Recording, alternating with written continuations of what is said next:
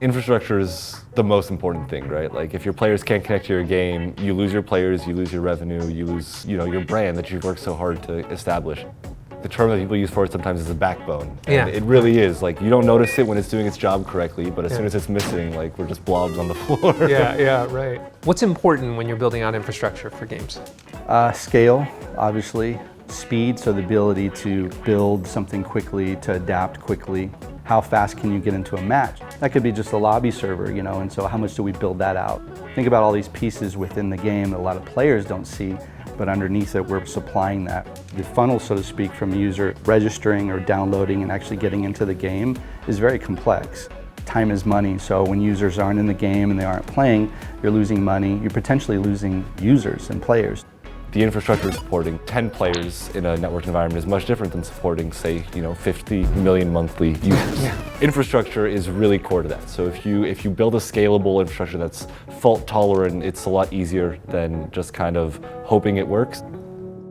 Having been a part of really scrappy teams, I can totally understand why you would hope that you've got the right infrastructure and believe that you can improve your infrastructure later. It's just very dangerous, right? Because within the first few days of launch, if players can't get in and the lingering impression was that they couldn't play, that can be really damaging. You'd be surprised when people are so caught up in the day-to-day operations and the functions of holding things up, they don't think about how to prevent someone from coming in and knocking it down. For us, the challenge has always been when you're working with development teams and they're building a game, how the infrastructure is set up when they're developing it, and then once they hand it over, how we publish it, and is there a match for that? If games aren't designed with security in mind when you're actually creating them, it's sometimes too late to just slap security on at the end and call it a day, because if it's architectured in not a very safe way, adding a couple pieces of security on the edge aren't going to save you. The video game industry is the single most attacked industry.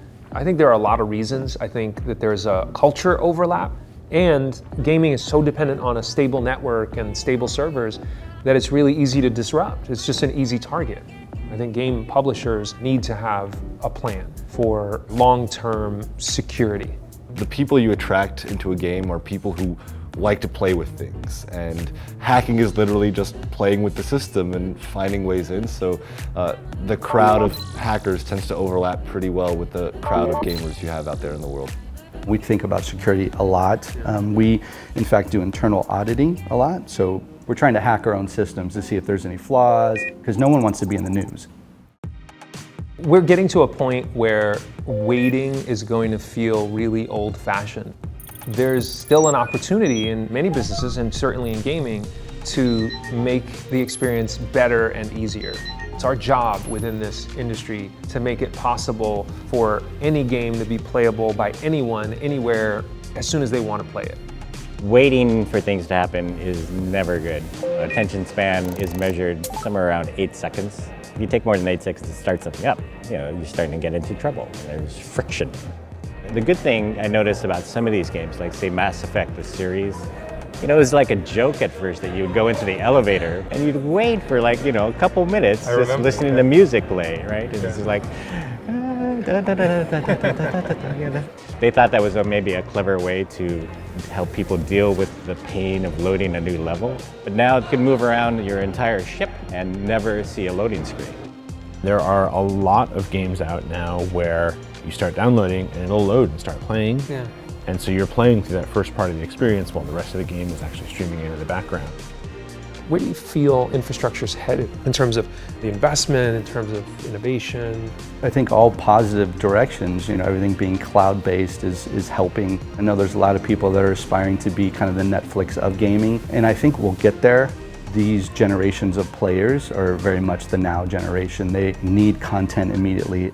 We did go from movie companies shipping us DVDs to now just 2 button clicks on your remote and you're watching a movie. There's no doubt in my mind that in a short period of time that will be the same for video games. If you look at gaming culture, something special about it is how global it is, and it has been forever. I grew up playing Japanese games, and there are kids in Japan playing games that are developed in Ukraine. and there's really no borders. In many ways, gaming requires a level of expertise in terms of technical infrastructure that many other industries don't need. Games are highly technical products that involve complicated networking, that involve large files, and you've got players all over the world on many different devices, and that's just not easy to deliver to.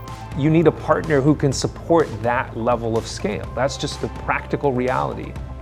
Successful games come in all shapes and sizes. They come from teams who are passionate about the culture of games. They come from different development processes, but their infrastructure can be a stable foundation for helping you deliver the most awesome game.